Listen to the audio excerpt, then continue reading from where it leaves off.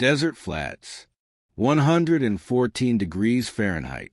Somewhere outside Fallon, Nevada, the heat was a wall. Not air, a force. Tangible, blistering. Waves of it shimmered off the concrete, like ghosts trying to rise. Dozens of folding chairs had been set up around the demonstration area, flanked by military-grade tents, glinting camera tripods, and a tall viewing tower for the high brass.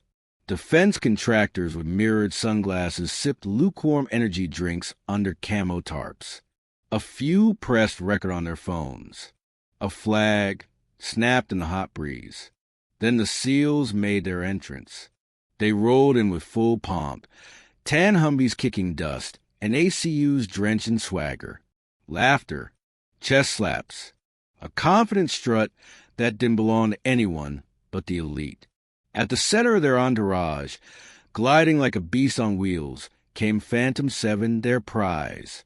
Their pride, a next-generation mobile command fortress gleaming like a brushed steel sarcophagus.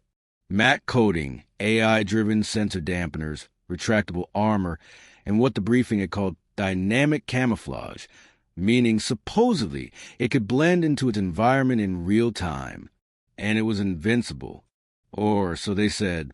Chief Warrant Officer Renner hopped out first, all jawline and bravado, chewing gum like it was tactical. His tan sleeves were rolled tight over thick forearms. His mirrored Oakleys made sure no one saw just how bored his eyes really were. He turned to the gathered crowd, gesturing grandly toward the vehicle behind him.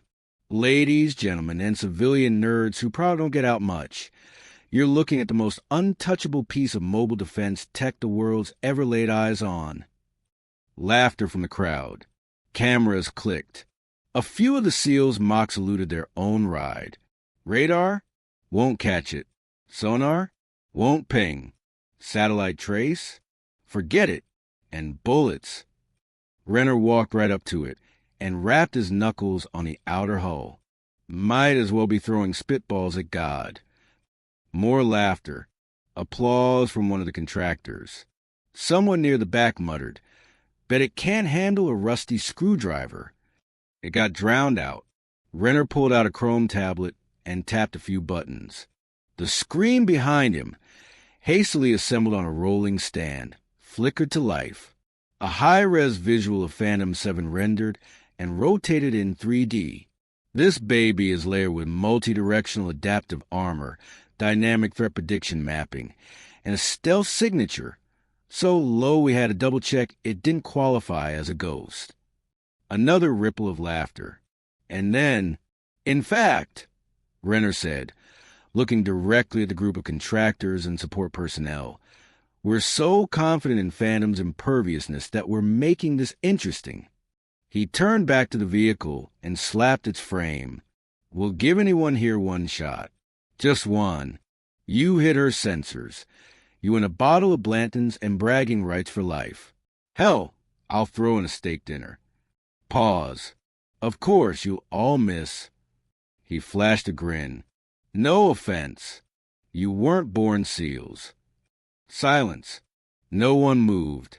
A few shared nervous glances. Most were engineers, comms techs, civilian analysts. And then, "I'll take the shot." The voice cut through the chatter like a knife. Soft, clear, confident, heads turned. She stood near the back, arms crossed, a ball cap shading her eyes. Dark hair pulled into a tight low bun. Civilian fatigues, nothing flashy. No rank visible. She looked like any other anonymous support crew member, the kind you don't remember seeing until they speak. Renner blinked. His lips twitched. "I'm sorry, who?" He checked the clipboard past him. "You're Eden Varga? Logistics?" She nodded once. "Oh, okay," he said, dragging the syllables. "We got a box sorter who wants to play sniper." The SEALs erupted. One of them made a fake trumpet sound. Another mimed handing her a Nerf gun. "Sure you don't want to throw a rock instead, sweetheart?" "Maybe she's got laser vision." "That'd be adorable." Eden didn't flinch. Her hands stayed at her sides. Her eyes were locked on the vehicle. Renner smirked and turned back to the group. All right. For the sake of morale and comedy, we'll allow it. He made a theatrical bow and gestured to the makeshift range. Someone wheeled out a sniper rifle on a bipod, standard issue M2010 ESR, calibrated, zeroed in at 1,200 meters. A thermal-sensitive dummy had been placed on the far end of the range for ballistic calibration, but the Phantom was off to the side, completely untouched. Varga approached the weapon slowly, deliberately. She examined the rifle, then picked it up, not with curiosity, but with familiarity. The crowd grew quiet as she adjusted the cheek rest, corrected the windage, then crouched and settled in behind the scope. You got 5 minutes, logistics, Renner called out. Then I'm bringing in the ice cream truck. Eden didn't respond. She adjusted the bipod, exhaled, looked through the scope. Then she stood up, walked away, didn't say a word. Confused murmurs erupted. One SEAL snorted. Guess we scared her off. Or the rifle did. Renner waved a hand. Yeah, nice try. We'll chalk that up to a heat stroke moment. She walked past him as if he didn't exist, past the rows of chairs, past the techs and the brass, and the interns with clipboards. She walked all the way to the shade and sat back down on an ammo crate, folded her arms again. Then boom! A single echo cracked the air like a thunderclap. Everyone jumped. What? Nobody had pulled the trigger. Nobody saw the shot fired, but heads whipped around to the Phantom 7. A dent right above its left sensor array. The exact spot Renner had tapped earlier. Dead center. Smoke curled lazily from the metal. The panel crackled, fried. Silence fell like a hammer. Even the flag stopped moving. The admiral in the tower leaned forward in his chair, staring. One of the defense contractors dropped his coffee. A junior tech blinked rapidly, checking if it was a prank.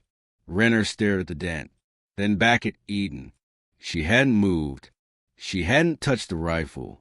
She just looked at the SEALs now, not smug, not angry, just calm, like she knew, like she'd always known. If you're enjoying this story, please subscribe to support the channel. The shot was still hanging in the air. Or maybe it was the silence that followed. A single dent, one impossible impact crater, right where the SEALs had claimed the Phantom 7 couldn't be touched. No trajectory, no visible shooter, just a mark. And Eden Varga, sitting in the shade, elbows on her knees, calm as sunrise. 30 minutes later. Interior, debrief tent. The tent was meant for press conferences, not interrogations, but the mood inside it had flipped fast. Eden sat alone at the metal table. No cuffs, no accusations yet, but the 3 men in uniform standing opposite her weren't there to congratulate her, either. Let's start again, said Commander Laird, folding his arms. His tone was clipped. Who authorized you to engage a shot on Phantom 7? Eden didn't answer immediately. Her face was still unreadable, like she'd been through colder rooms. Harder questions. Miss Varga, Laird pressed. We're asking. I didn't engage a shot, she said simply. The other officer, a younger intelligence rep with sharp eyes, frowned. You didn't pull the trigger, but you hit the target. I didn't say that. Then how did that shot happen? Eden met his eyes. I took the shot. I didn't engage. No one told me to. Cute distinction, Laird muttered. Behind them, someone slipped into the tent. A quiet presence. Admiral Keene. He didn't speak. He just stood at the corner, watching her, as if he was studying a ghost he hadn't expected to see again. Elsewhere on base, the barracks, later that evening, Chief Renner paced the locker aisle like a caged animal.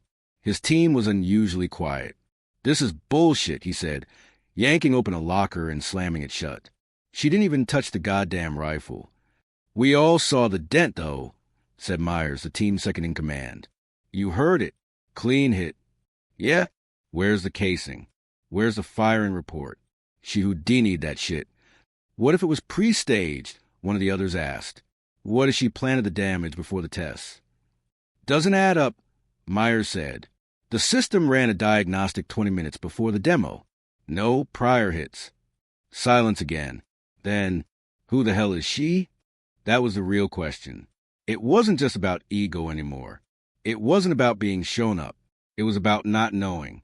IT command office. 0200 hours. A young technician named Trey was half asleep at his desk when his curiosity got the better of him. He pulled up Eden Varga's personnel file again. Name, Eden R. Varga. Position, Logistics Assistant 3. Security level, green. Assignment, Munitions Oversight, Inventory Control. Background, nationality, dual U.S/Hungarian. Military history, redacted. Clearance history, redacted. Performance notes, reliable. Unassuming, quiet. That was it. No evaluations. No combat record. No transfer history. Trey leaned in, narrowing his eyes. He wasn't a spy, but he'd been around long enough to know a scrub record when he saw one. No one this quiet had nothing to hide. He cross-referenced her name with International Archives, unofficially, using backdoor queries. Nothing definitive came up, until he dug deeper. A single photo, blurry, black and white. A sniper team posing on a mountaintop, somewhere in the Balkans. 6 figures. Only one female. No names listed. He zoomed in on the face. It was her. Back at the range, the next morning. Eden was already at the far end of the range when Trey approached her. She was lying prone, head down behind a makeshift target. But there was no rifle. She was just sighting with her eyes, estimating distances, watching the light. Trey cleared his throat awkwardly. Hey, sorry to bother you. I'm Trey, from IT. She didn't move, just said, You access my file. He swallowed hard. Yeah. Finally, she sat up and looked at him. Her eyes were tired, but not cold. Just tired in a way that said she didn't have the energy to be offended anymore. And why aren't you enlisted? Trey asked. Eden shrugged. Some people get medals. Some get quiet disappearances. You were on that sniper team in Europe, weren't you? She didn't answer, but she didn't deny it. Trey hesitated, then sat beside her on the sand. The wind was blowing now, soft, gritty gusts. What was the shot? He asked. Yesterday. The Phantom. You didn't use the M2010. Didn't need to. So how? She pointed toward a far control tower. A rooftop antenna barely visible against haze. See that ridge? Trey nodded. Quarter-mile beyond it, there's an old maintenance perch. I mounted a silent railgun prototype there a week ago. For practice. 1 shot. Remote triggered. Timed to the sun's angle and Phantom's GPS beacon. Trey blinked. You built a stealth railgun? No, she said. I borrowed parts. Jesus. Don't say that, she muttered. He didn't help. Back in command. Briefing room. Same day. Admiral Keene stood alone at a holographic table. Files suspended in front of him. After a long pause, he tapped into a locked archive. His fingerprint was one of 3 that could open it. OP. Ghost alone. Status. Terminated. Assets. 5 Kia, 1 MIA Varga Yar. Location. Black Sea operation. Target extraction failed. Friendly fire reported. Asset disappeared. Presumed dead. He closed the file. Whispered to himself, So you made it out. Then he picked up the phone. Get me DC. And flagged this name for immediate review. Eden R. Varga. She's not logistics. Not anymore. Phantom 7 garage bay that night. Renner stood alone in front of Phantom 7. The dent was still there. No one dared buff it out. No one wanted to be the one to erase the proof. He looked at it the way an old soldier might look at the one scar he couldn't explain. You shouldn't be here, a voice said from the shadows. It was Eden. He turned. You stalking me now? Just wanted to see if your ego survived. He laughed, bitter. That was one hell of a shot. Wasn't for you. She stepped forward, now only feet away. You think this is about outshooting you? I've been outshooting people like you since I was 16. Then why now? Because I wanted them to see what happens when you stop looking at who's in uniform and start watching who's watching everything else. She turned and walked away. Renner didn't move, didn't speak, just looked again at the dent in the invincible machine and wondered how many other logisticians had their eyes open all along. By sunrise, the dent in Phantom 7 had already become legend. The base was buzzing, not with training drills or orders, but whispers. Did you see it? Was it fluke? No way that logistics girl pulled it off. Some swore they'd seen a flash of light in the distance, like a mirage turning solid for 1 second before the impact. Others said they'd heard nothing at all, just a sudden thunk like the hand of God had tapped the machine. Chief Renner couldn't let it go, not when the entire camp had started calling him spitball-proof. They weren't laughing at Eden. They were laughing at him, the man who swore Phantom was untouchable. And Renner hated being the joke. Mess hall, 0800 hours. The mess hall was alive with chatter. Metal trays clattered. Fans hummed overhead. Eden sat at the far corner, alone, quietly eating scrambled eggs. Her presence was magnetic now. Not because she sought attention, but because everyone else couldn't stop looking. Across the room, Renner's SEAL unit sat clustered at a table, throwing dark glances her way. She's enjoying this, Myers muttered. Doesn't even have to say anything. Look at her, smug as hell. Renner stabbed at his eggs like they were to blame. She thinks she's clever. Fine. Let's see her do it again. He stood, loud enough for half the hall to hear. The chatter dropped a notch as his boot stomped toward her table. Eden looked up, calm as ever. Morning, Renner said, leaning down. You busy later? Or are you free to embarrass yourself this time? Eden raised an eyebrow. Excuse me? Don't play dumb. We're running a live fire competition today. You, me, my best shooter. Targets moving at 300 yards. You get 1 rifle, 1 bullet, no remote tricks, no magic shots from God knows where. She blinked slowly. Not interested. Renner's smirk widened. Oh, you're interested. Because if you walk away, that little dent, people are going to say it was luck, a fluke, that you couldn't hit a moving target if your life depended on it. Eden pushed her tray aside. And why should I care what people say? Because people like you live for validation. That's why you pulled that stunt. To get notice. Her eyes sharpened, a flicker of something cold crossing them. You think I need validation from a man who calls his vehicle untouchable? Renner chuckled. Hit me with that Zen sniper wisdom, sweetheart. Maybe you'll scare me into silence. The room had gone still. People were leaning in, waiting. Eden stood, stepping close enough that Renner had to tilt his head slightly to look her in the eye. What scares you, she said evenly, is that I don't care if I win or lose. I just don't miss. Renner grinned, but it faltered. For a moment, he wasn't sure she was threatening him or warning him. Training range, later that day. The word spread like wildfire. By noon, half the base had gathered on the observation deck, some with binoculars, some with phone cameras. Even Admiral Keene was present, standing at the far end of the platform, arms crossed, silently observing. 3 shooting lanes were set up, each with moving steel targets that zipped along cables at random speeds. Wind flags snapped in the breeze. Sand shifted in tiny whirlwinds. It wasn't an easy range.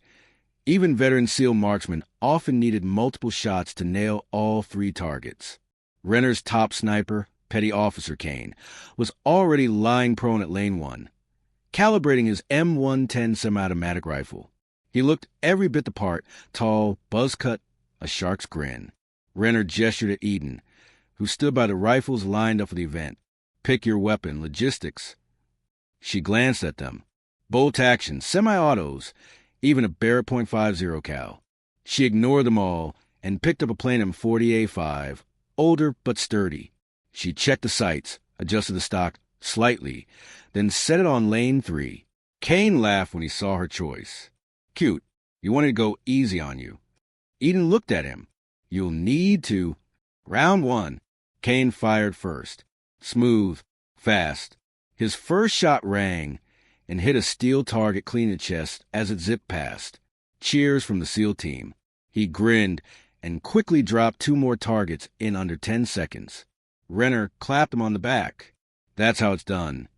Then Eden stepped forward. She didn't get down right away. She stood, watching the wind, studying the path of each moving target like she was memorizing a dance.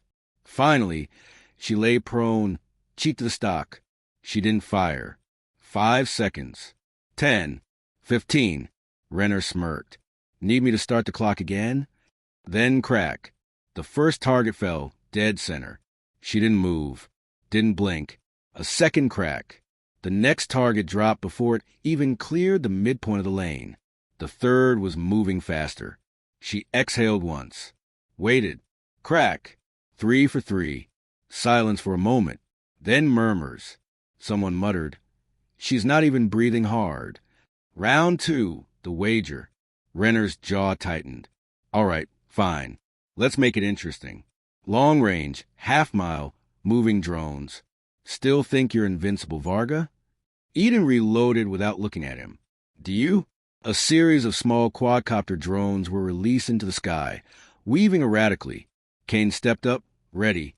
He hit one, missed the second, clipped the third. Renner nodded. Not bad. Eden's turn. She watched the drones for a moment, then closed her eyes.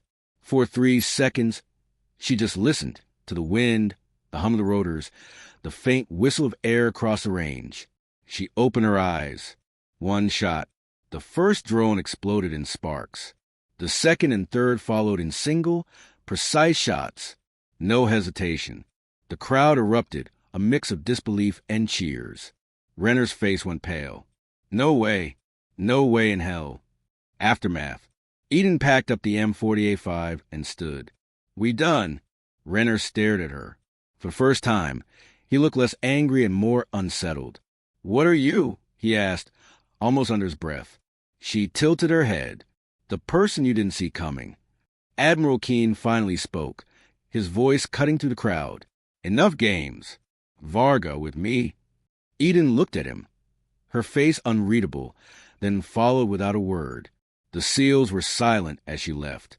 Not one dared make a joke this time. Command briefing room. Later. Admiral Keene closed the door behind them. The room was empty except for a single monitor displaying classified footage from a Black Sea operation. Gunfire, smoke, chaos. A sniper's vantage point. Each shot landing with surgical precision. Eden didn't look at the screen. She already knew what it was. You've been hiding, Keene said quietly. I wasn't hiding. I was done. No, people like you don't get to be done. He leaned forward. You just proved to every SEAL on this base that Phantom 7 isn't untouchable. That means you're not invisible anymore. She crossed her arms. Was I ever? 3 hours after the drone match, Base Intelligence Command Center. 1,630 hours. We have a problem. The room was windowless and cold, sterile like a vault, humming with the faint buzz of encrypted servers and real-time data feeds. 4 senior officers gathered around a screen with red blinking indicators and a satellite feed of the base. At the head of the table, Admiral Keene, his fingers laced, face hard. On the screen, a looping replay. 3 perfect shots. 3 drones obliterated in midair, spaced at intervals that seemed mathematically impossible. No overcorrection, no adjustment. Just cold, deliberate execution. She's more than a sniper, Keene said. She's a weapons system in human form. She's also a civilian, Commander Laird argued, his tone sharp. With a redacted past, falsified clearance, and access to our most sensitive perimeter zones. That shot on Phantom 7? That was a breach. Sir, that wasn't a demonstration. It was a threat. Keene didn't blink. It was a warning. Or a test run, Laird snapped. God knows who she's reporting to. Do you know what Ghost Talon was? Keene asked, suddenly quiet. Laird hesitated. Wasn't that one of the international black ops teams disbanded after 5 of them died in a botched extraction? Keene finished for him. 1 sniper disappeared. Presumed dead. That sniper just reappeared on my base with zero clearance and the ability to outshoot half our damn military. The room fell into thick, uneasy silence. She just became our highest value liability. Keen said, "You want her detained?" Laird asked. Keen looked at the frozen frame of Eden Varga, walking off the range. "No, I want to know what she wants." Meanwhile, Eden's quarters 1,700 hours. Her barracks room was still a supply closet with a bed. No nameplate. No accommodations. A single duffel in the corner. A bullet casing tied with a strip of black cloth rested on the shelf like a memento. Eden stood at the window, watching the wind kick sand across the edge of the range. She didn't look up when someone knocked on the doorframe. It was Trey, the IT tech. "I figured you'd be halfway to Langley by now," he joked nervously. Eden gave a faint smirk, but didn't speak. "They're digging hard. I saw the command net lighting up. If they can't classify you, they'll try to erase you. They've done that before." Trey stepped inside, lowering his voice. "But this time people saw you. They know. You embarrassed brass in front of contractors and drones and half the SEAL team. They won't just let that go. I didn't ask for applause. You didn't ask for anything. That's what's scaring them." She finally looked at him. Her voice was soft but steady. "I did what I did because Phantom 7 is a lie. And if I hadn't proven it publicly, they would have sent that vehicle into real operations, with soldiers depending on it." Trey blinked. "You think it's faulty?" "I know it is. It's rigged." Now he looked shaken. "To do what?" Eden paused. "To track things it shouldn't. Civilians. Protesters. Not just enemies. Whoever owns Phantom 7 owns eyes in every direction. And no one questions because it's untraceable. That can't be right," he stammered. "Why do you think I shot it in the sensor array?" Her expression hardened. "They weren't just testing defenses. They were testing containment. Phantom's not a shield. It's a leash. SEAL Team Barracks, 1,800 hours. Renner was quiet for once. He sat alone, running cloth over his disassembled rifle parts with mechanical precision. Around him, his team murmured, hushed and unsure for the first time in memory. "She's got the entire base shook," Myers muttered. "Even command's locking down files." Renner didn't answer. His jaw worked like he was chewing glass. "You saw her, right?" Myers asked. "During the drone challenge?" "Yeah. Didn't even track the third drone. Just waited for the sound." "Yeah. You think she could have taken the shot from that hill on the first day?" Renner looked up slowly. "She could have taken any shot." Silence again. "We laughed at her," one of the junior SEALs muttered. "Goddamn idiots." Command bunker, 1,900 hours. Admiral Keen stood alone in a reinforced ops room, watching a digital projection of Eden's sniper telemetry. Every shot she made was logged, not by base sensors, but by her own modified rifle software Trey had recovered. A whisper of a voice came through the room's intercom. "Do you want her on a leash, sir?" asked the intelligence liaison. "Or off the map again?" Keen didn't answer. Then, neither. He brought up a second file, one redacted top to bottom, except for 2 words. Project Crowlands. Initiative compromised. And a third word stamped in bold red. Recall. Underground. Eden's secret range, 2,000 hours. Eden's makeshift sniper nest wasn't technically authorized, but had been built with parts no one thought to track. Metal scavenged from discarded base radar. A stabilized rail mount fixed to a rusted lookout perch. Her own smart scope system patched through to an old satellite relay. She sat there now, adjusting its lens manually, viewing not the range, but something else. Trey stood behind her, stunned. On the screen, multiple location pings. Civilian heat signatures. Movement trails. That's a suburb. Here. He pointed to one of the maps. That's an American suburb. Eden nodded. Phantom 7 isn't just for war zones, she said. It's being tested here. They're prepping for domestic deployment. But why? Control. Insurance. Fear. Whatever keeps the contracts funded. She looked up at him, eyes distant. "I used to believe in precision. One shot. One truth. Now I realize they've turned it into a currency. Base exterior, 2,130 hours. Storm clouds rolled in. Unusual for the desert, but fitting. Eden walked across the base alone, her shadow stretching behind her like a quiet warning. The guards didn't stop her. The cameras didn't track her. Not anymore. She was no longer invisible. But now, she was a target, and she knew it. Just as she passed the Phantom 7's repair hangar, a pair of black SUVs pulled in quietly. No military plates. No insignia. From inside stepped two men in suits. Their eyes locked onto her. Eden didn't stop walking, didn't speak. But as the wind picked up and lightning flickered above the hills, one thing was clear. She wasn't just fighting a base. She was about to expose something far bigger. Edge of the Badlands training range, 0700 hours. 2 days later. The match wasn't in any official schedule. It wasn't listed in the day's exercises. No clearance issued. No brass had signed off. But by dawn, word spread like wildfire. Eden Varga versus Petty Officer Kane, a head-to-head long-range shootout, silent but heavy with consequence. By 0700, the far end of the base's restricted sniper range, a canyon-edge gulch known as Dead Echo Ridge, was packed with off-duty soldiers, whispering texts, and a few silent commanders pretending not to be interested. Even Admiral Keene was present again, this time in plain uniform, watching, waiting. 3 shooting lanes had been set up facing the open valley. The sky stretched wide, unbroken. Far off, half buried in the rocky terrain, half a dozen steel targets had been placed in staggered intervals. Some stationary, some mechanized to move erratically between outcroppings. But none of the spectators were watching the targets. They were watching her.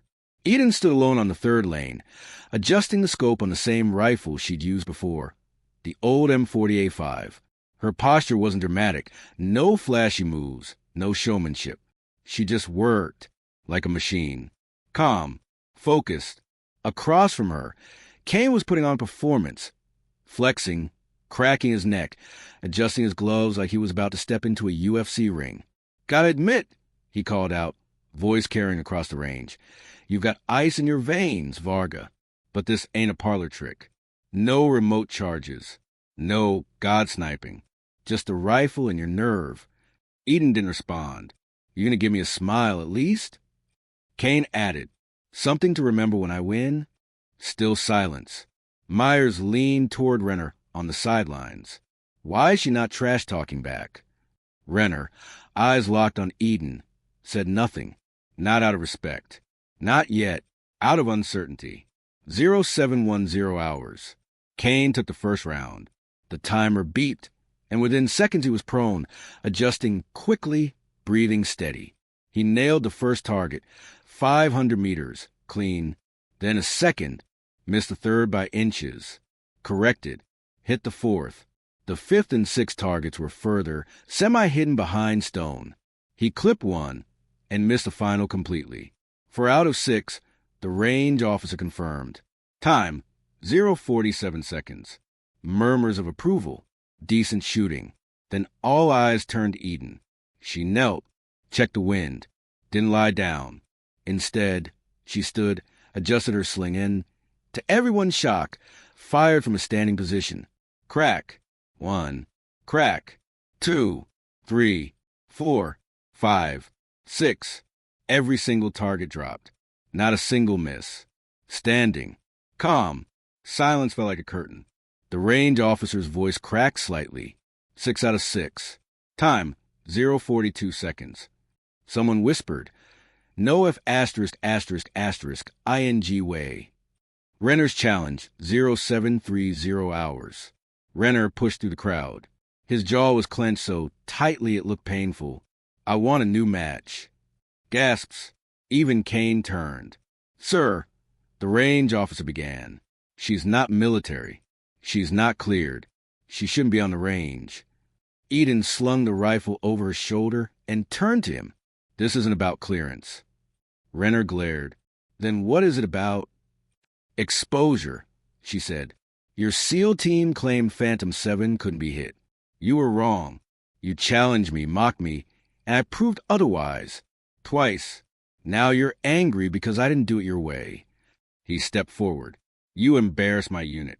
In front of brass. In front of contractors who write checks for us to get gear like Phantom. Then maybe your unit should stop selling a lie. The silence turned dangerous.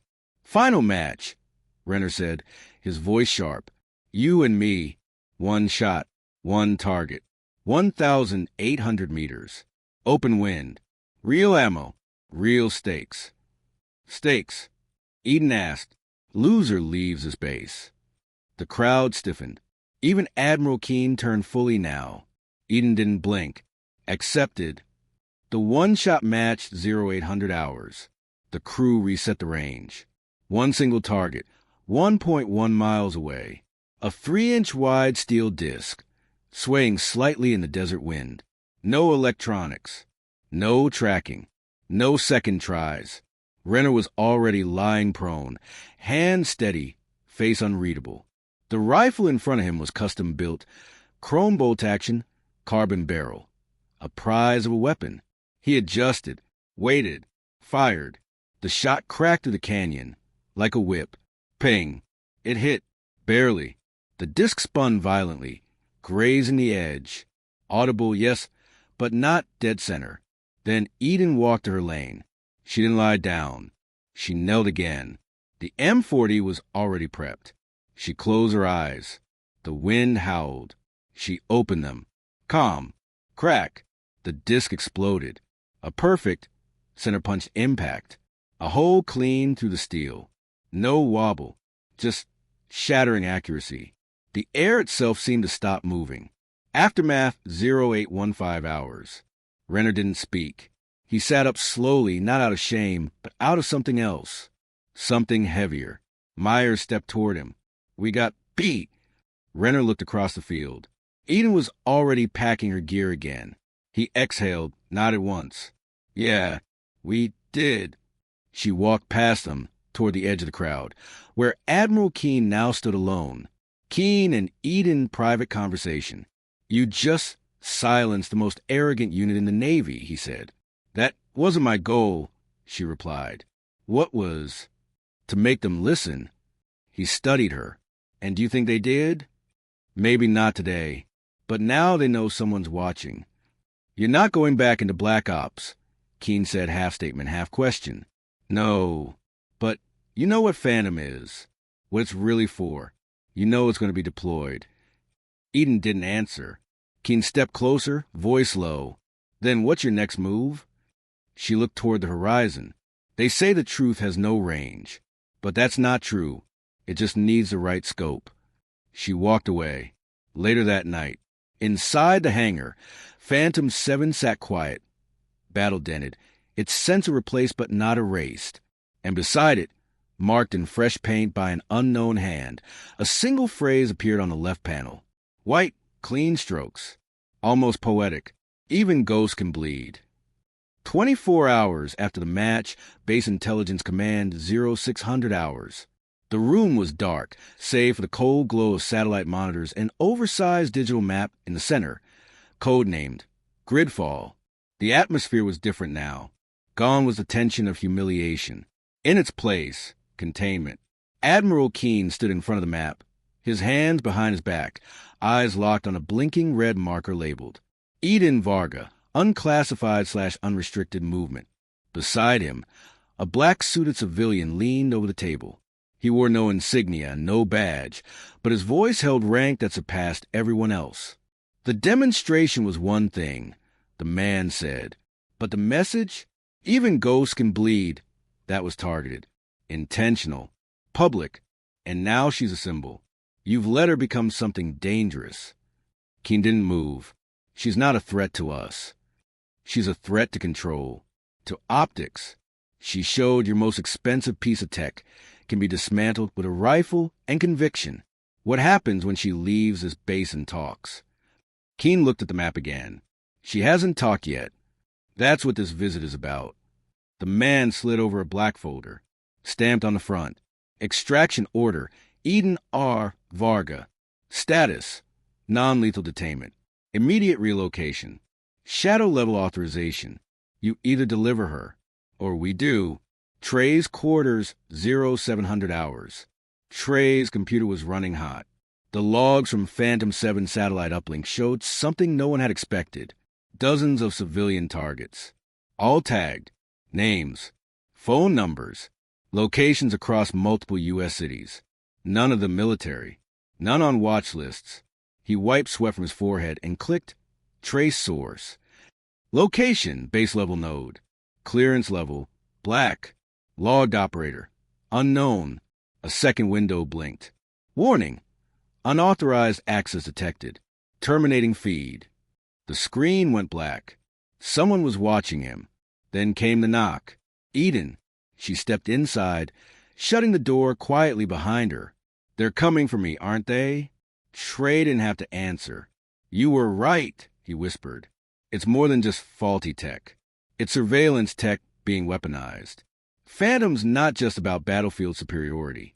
It's about control, Eden finished. Always was. She glanced at the dark screen. You need to disappear for a while. What about you? I'm not disappearing. Seal ready room 0900 hours. Renner stood over the table, arms folded as he watched live cam footage of 3 black SUVs arriving on base. Kane leaned in beside him. Not base security. No markings. That's CIA or some private group. She's being extracted, Myers said flatly. They're not going to thank her for proving them wrong. Kane added. They're going to erase her. Renner didn't speak. His jaw flexed. We could look the other way. Myers offered. Renner turned. Or we could repay the favor. Perimeter, Hangar 6, 1,000 hours. Eden walked into the sun, her steps unhurried, posture relaxed but alert. 2 men in suits were waiting at the edge of Hangar 6. Between them, a third figure emerged, lean military-cut hair, gloved hands. Cold blue eyes that didn't blink. Ms. Varga. The man said, You're coming with us. Eden stopped 10 feet away. On whose authority? Does it matter? She looked past him at the SUV idling behind. Where would I wake up? You wouldn't. At least, not publicly. A subtle twitch of her lip. Not fear. Not defiance. Acceptance. You know I'm armed, right? The man smiled. We anticipated that. He raised one hand. From a hangar behind her, a sharp clang rang out, followed by a hiss of pressurized gas. Smoke. Stun gas. They were forcing her into a corner. She moved fast, sidestepped, rolled, vanished into the side door of the hangar. Inside Hangar 6, 1001 to 1004 hours. The smoke cleared slightly. Then, crack. One of the operatives went down, shoulder torn by a non-lethal round. Eden never aimed to kill, not unless she had to. Footsteps scrambled. The others shouted over radios. Eden ducked under the scaffolding and crawled into the rafters, 1 step ahead. But they were closing in.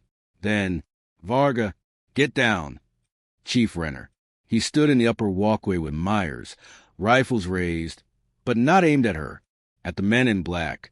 This isn't your jurisdiction, Renner growled. The lead operative turned.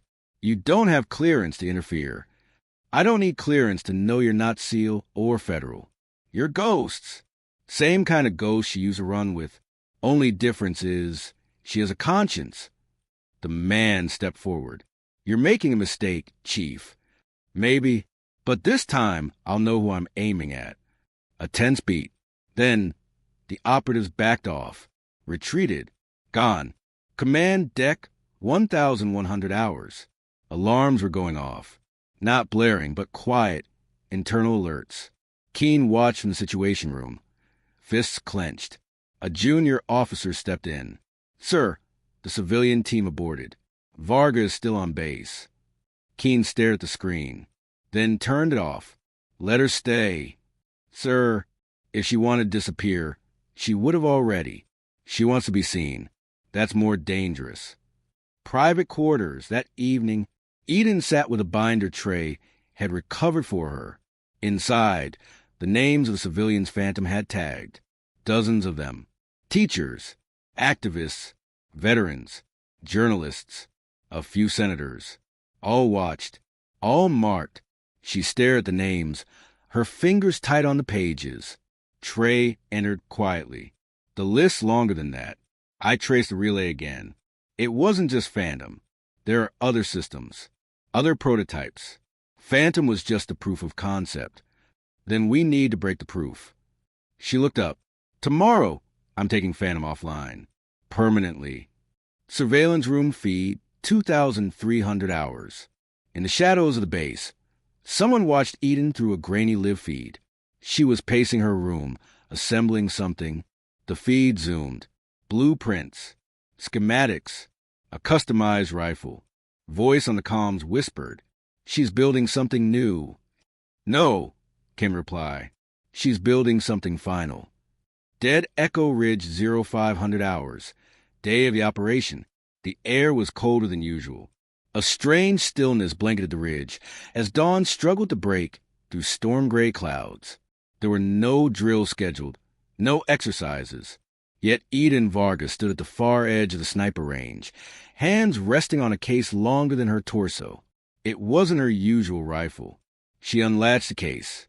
Inside, a hybrid custom frame, rail-assisted bolt assembly, built from the guts of an M40, the soul of a railgun and tech components she'd salvaged over the past month. A ghost rifle, as Trey called it. It had no serial number, no paper trail, no allegiance but hers. Behind her, the base was already beginning to stir. A quiet tension hummed through the concrete. Today wasn't about humiliation anymore. Today was about truth and what it cost to reveal it. Phantom 7 hangar, 0530 hours.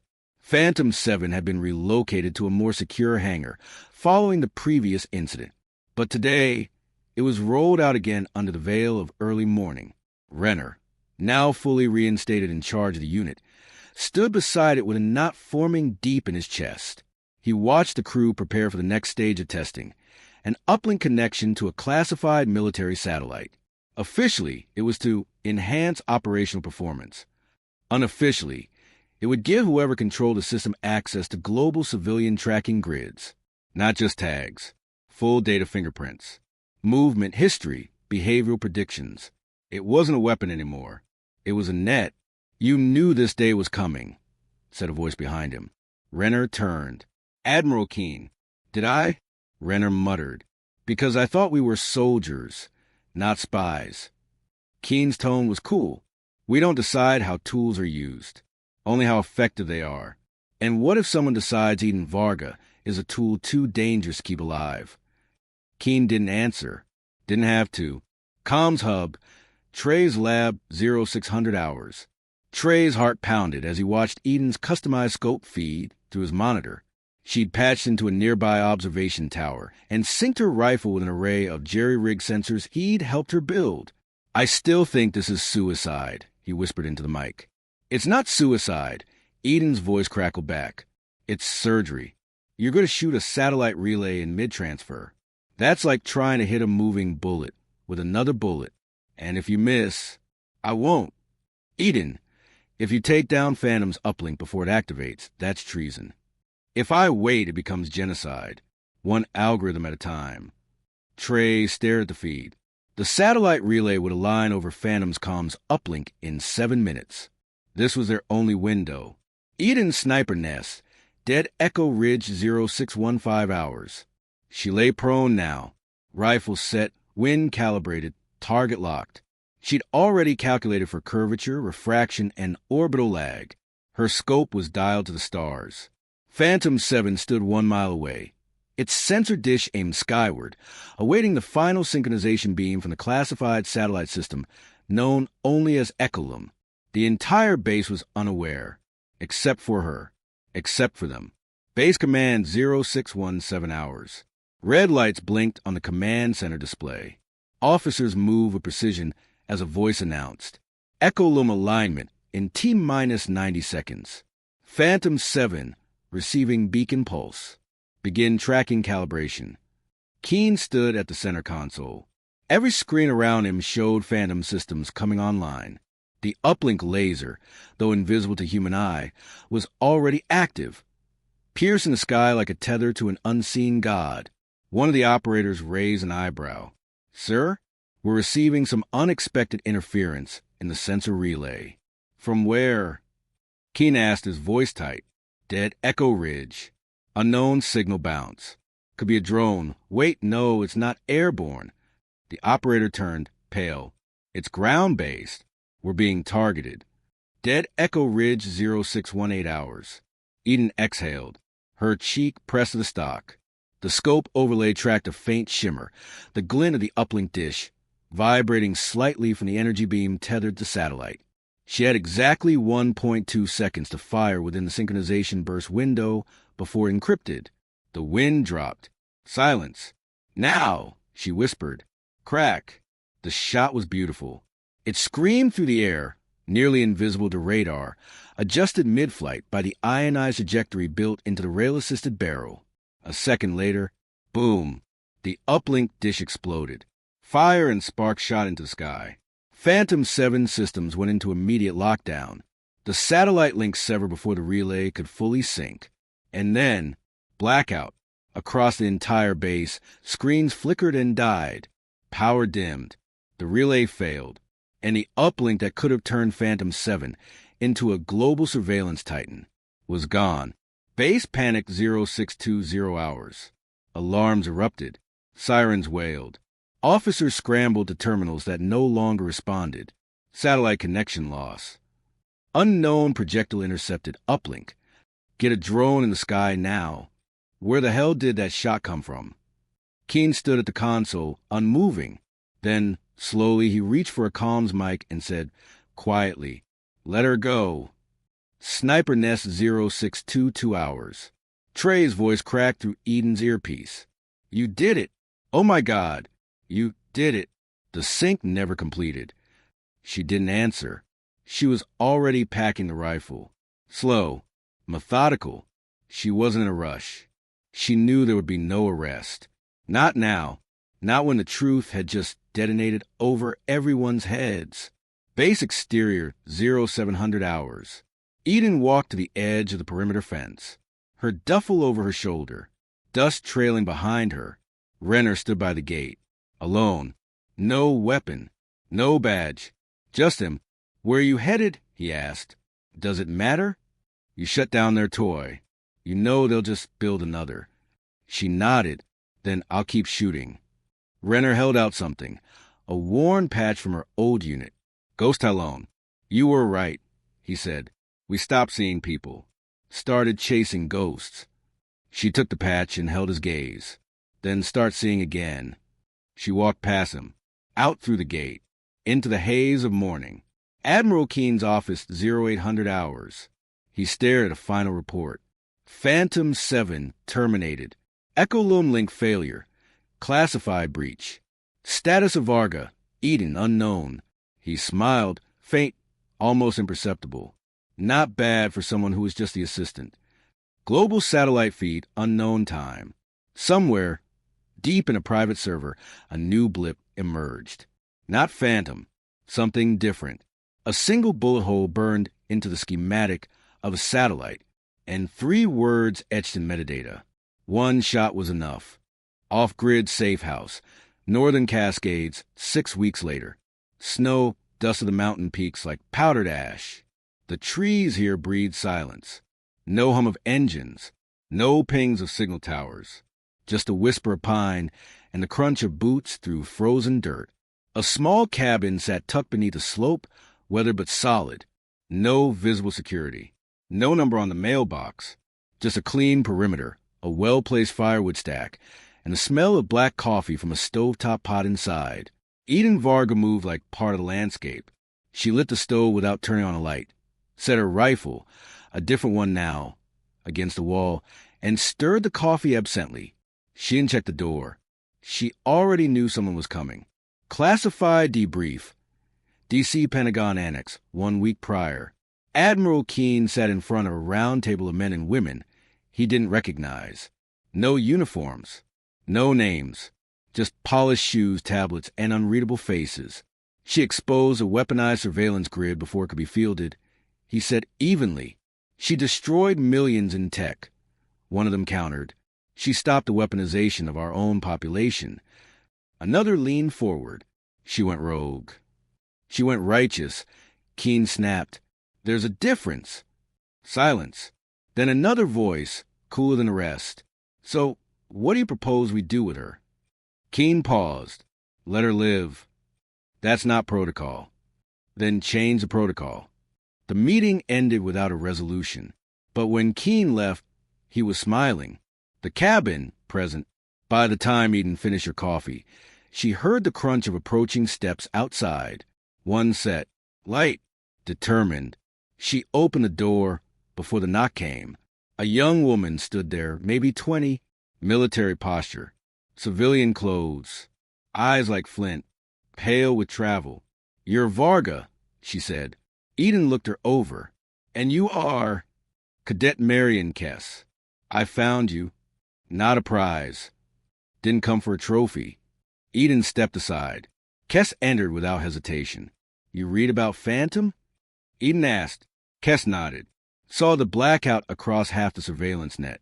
You made sure someone would leak it, didn't you? Eden didn't answer.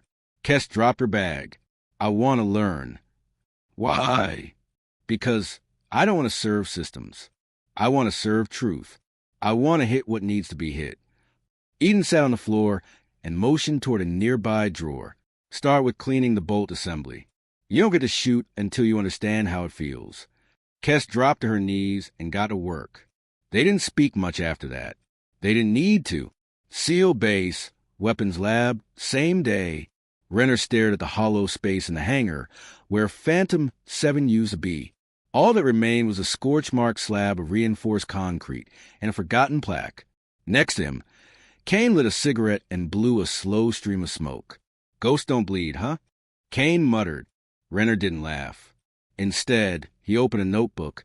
Inside were sketches, ideas, defense systems built with modular visibility settings, human overrides, ethical firewalls. You really going to start building something new? Kane asked. No, Renner replied. I'm going to start building something real. Something we'd be willing to fight for, not just with. Kane raised an eyebrow. Eden Varga make you soft? No, Renner said. She made me see again. Secure channel. International message packet 1 week later. In a sleek office in Istanbul, a woman in a tailored black suit read a message delivered via untraceable channel. It was short. Only one line. The ghost is alive, and she's training others. The woman didn't react. She turned to her assistant. Activate side protocol. Ma'am, we failed to kill her the first time. We won't fail again. The cabin, training range, dusk. The sound of rifle fire cracked through the trees. 3 targets fell in perfect rhythm. Short range, mid-range, long range. Marion Kess exhaled, lowering the rifle, her fingers trembling. 2 seconds faster, Eden said, standing beside her. But your third shot drifted left. I compensated for wind. You anticipated wind. It hadn't shifted yet. Kess looked up. You hear that fast? No, Eden said. I feel it. Kess nodded, jaw tight. Do you always train like this? Only when the world's ending slowly. You think it is? Eden looked out over the valley. Not yet, but the right shot at the right time, it can stall empires. United Nations oversight briefing months later. On the projection screen, a ghost image of Phantom 7 appeared. Flickering, grainy, deleted from all official records, but preserved by a few whistleblowers and journalists who never stopped digging. This weapon was shut down before deployment, said the speaker, thanks to the unconfirmed actions of an unnamed operator, a civilian they believe. 1 shot, 1 proof. In the audience, someone raised their hand. Why didn't the U.S. deny it outright? The speaker hesitated. Then, because sometimes denial makes things grow louder. Silence, in this case, was louder than denial. Remote, cliffside, night. Eden stood alone at the cliff's edge. The stars above her pulsed in cold brilliance. Beside her, a scope on a tripod scanned the dark sky. Not for targets, but for signs. Below, the valley was peaceful, untouched, But she wasn't watching the world in front of her.